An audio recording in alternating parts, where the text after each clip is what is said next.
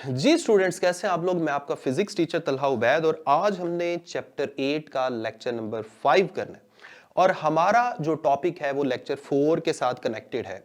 आपको याद होगा पिछले लेक्चर में हमने Newton's formula for speed of sound in air निकाला और उसमें काफी बड़ा एरर आया था।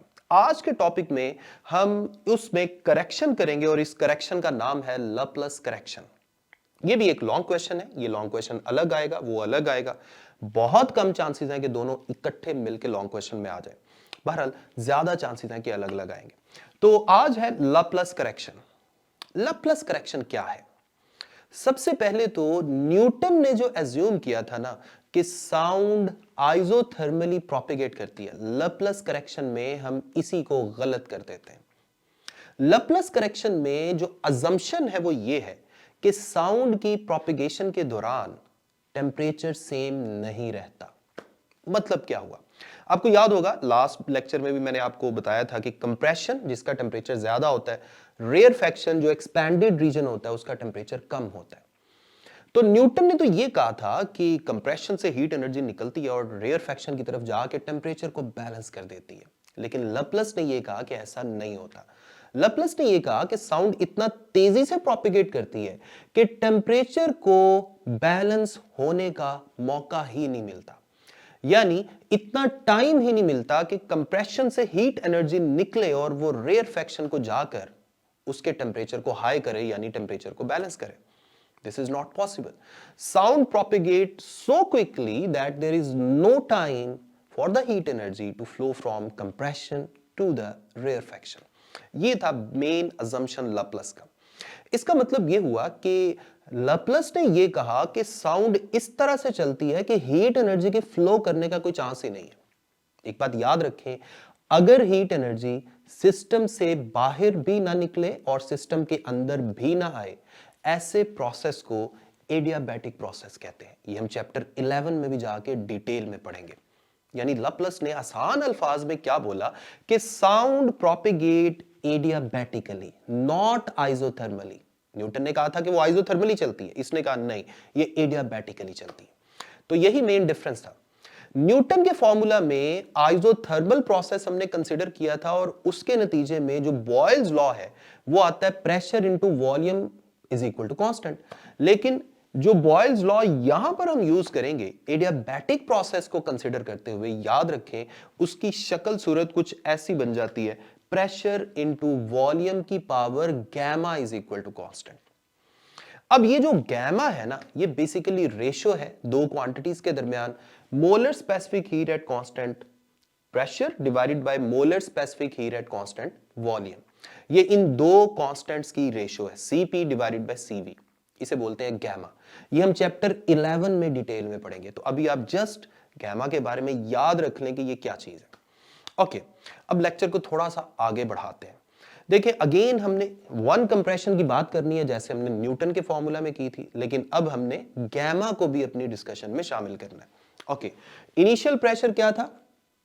P, इनिशियल वॉल्यूम क्या था? V।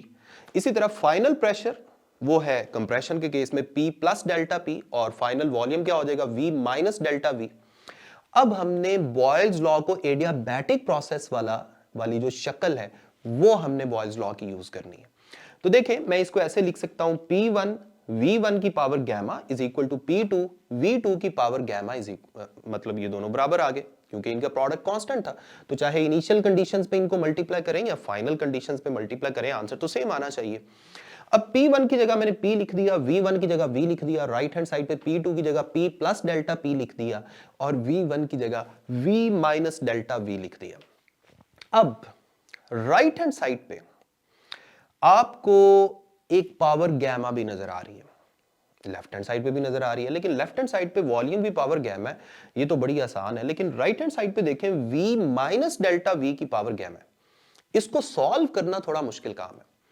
अब यहां से मैं क्या करने लगा हूं, मैं इसकी शक्ल सूरत थोड़ी बेहतर करने लगा हूं। राइट हैंड साइड पे जो V माइनस डेल्टा V है ना, यहां से मैंने V को कॉमन निकाल लिया बाहर। और ये बात याद रखें कि जब सारे फैक्टर की पावर होती है ना कोई, उसमें से आप कुछ कॉमन निकालते हैं तो फिर उसकी पावर भी कॉमन की शक्ल में बाहर आती है। यानी अगर मैं वॉल्यूम को बाहर कॉमन के तौर पे निकालूंगा तो वॉल्यूम की जगह तो 1 आ जाएगा, ये वॉल्यूम आगे चल के डेल्टा वी के साथ डिवाइड हो जाएगा, यानी delta V divided by V हो जाएगा। और बाहर जब वॉल्यूम आएगा तो उसके साथ उसकी पावर गैमा भी बाहर आएगी, तो बाहर वॉल्यूम की पावर गैमा आ गया। उसके अलावा हमारे पास क्या कुछ मौजूद है, P प्लस डेल्टा P, बिल्कुल वैसे ही इसी तरह अगली ब्रैकेट्स में 1 minus delta V over V की पावर गैमा। और लेफ्ट हैंड साइड पे देखें P इनटू वॉल्यूम की पावर गैमा हमें नजर आ रही है। अब देखिए एक लेफ्ट हैंड साइड पे वॉल्यूम की पावर गैमा है और एक राइट हैंड साइड पे वॉल्यूम की पावर गैमा है जो अभी अभी हमने बनाई है, इन दोनों को कैंसिल कर दें। ये जो वॉल्यूम की पावर गैमा वाला फैक्टर है इससे तो जान छूट जाएगी। अब लेफ्ट हैंड साइड पे सिर्फ हमारे पास प्रेशर रह गया, राइट हैंड साइड पे दो ब्रैकेट्स वाली टर्म्स हैं, एक P प्लस डेल्टा P और दूसरी है 1 minus delta V over V की पावर गैमा। इससे नाम दे दें इक्वेशन नंबर 1 का नाम दे दें, क्योंकि आज के लेक्चर के लिहाज से यही इक्वेशन नंबर 1 है जो याद रखने के काबिल है।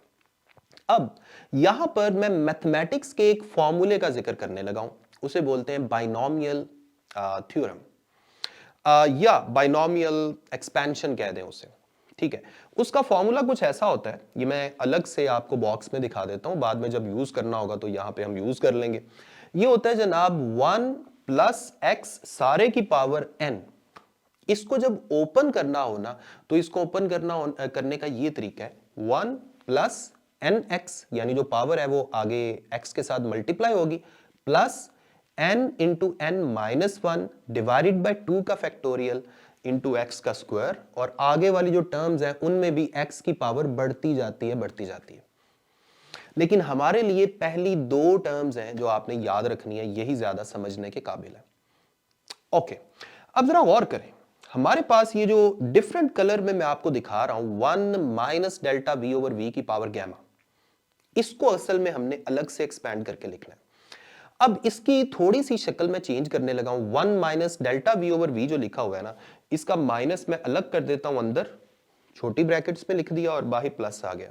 अब जरा गौर करें, 1 प्लस एक्स की पावर n थी ना, जो फॉर्मूला मैंने आपको सामने दिखाया है। अब यहां x की जगह क्या लिखा हुआ है, x की जगह लिखा हुआ है minus delta V over V, और n की जगह क्या लिखा हुआ है, गैमा।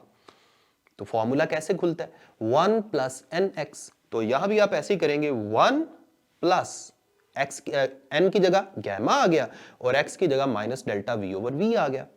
फिर प्लस अगली जो टर्म्स हैं उनको लिखने की हिम्मत बिल्कुल ना करें, क्योंकि उनको हमने कैंसिल कर देना है, उनको इग्नोर कर देना। उसकी वजह क्या है, जरा गौर करें, आगे चल के x का स्क्वायर हो रहा है, फिर उससे अगली टर्म में मैंने आपको बताया था पावर बढ़ती जाएगी, x का क्यूब होगा, x की पावर 4 होगी। तो डेल्टा V तो बड़ी स्मॉल वैल्यू थी, जब इसका स्क्वायर करेंगे तो आंसर मजीद स्मॉल वैल्यू हो जाएगी, यानी पॉइंट वाली वैल्यू का स्क्वायर करने पे आंसर मजीद छोटा हो जाता है। इसलिए हम सिर्फ पहली दो टर्म्स तक ही रहेंगे, 1 प्लस एन एक्स तक, जो हमारे पास क्या आई है 1 प्लस गैमा, और ये मल्टीप्लाई हो रहा है minus delta V over V के साथ।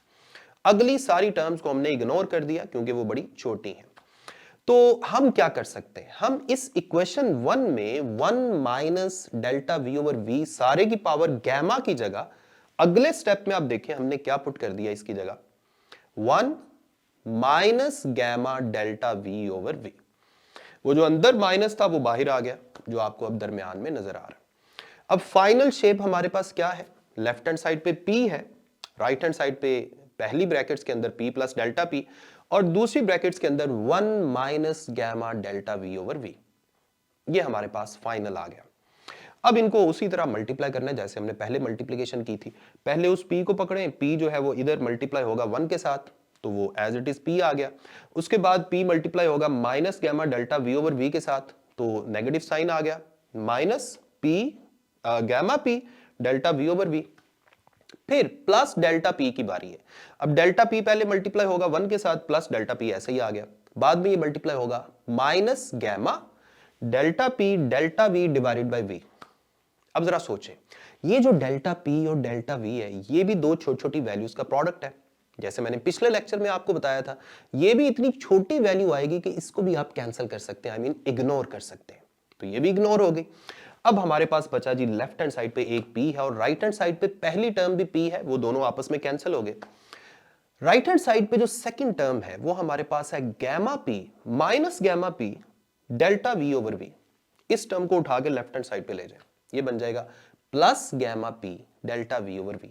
और राइट हैंड साइड पे हमारे पास क्या है, राइट हैंड साइड पे हमारे पास है सिर्फ और सिर्फ डेल्टा पी बचा है।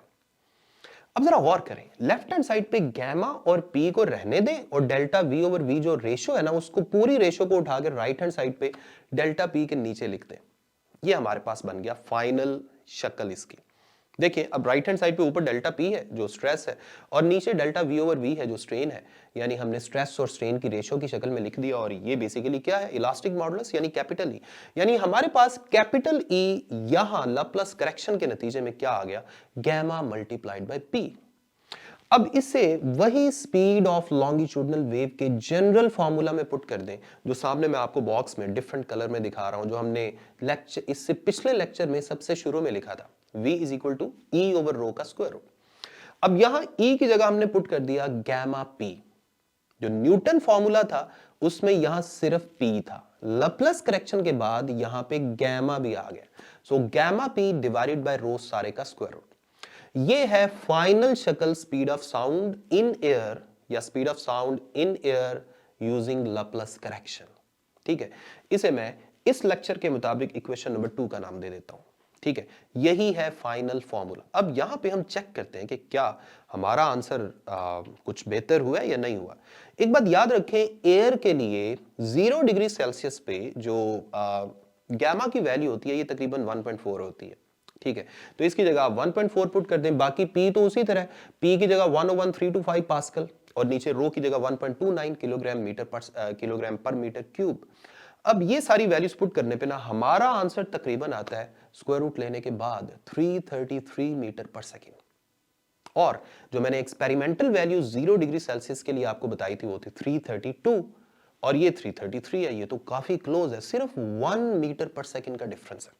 सो हम कह सकते हैं कि लाप्लास करेक्शन जो है वो बिल्कुल ठीक है और लाप्लास ने जो अज्यूम किया कि जो साउंड है वो एडियाबैटिकली ट्रैवल करती है, वो बिल्कुल ठीक अजम्पशन थी। अगले लेक्चर तक अपना ख्याल रखें, मुझे अपनी दुआ में याद रखें।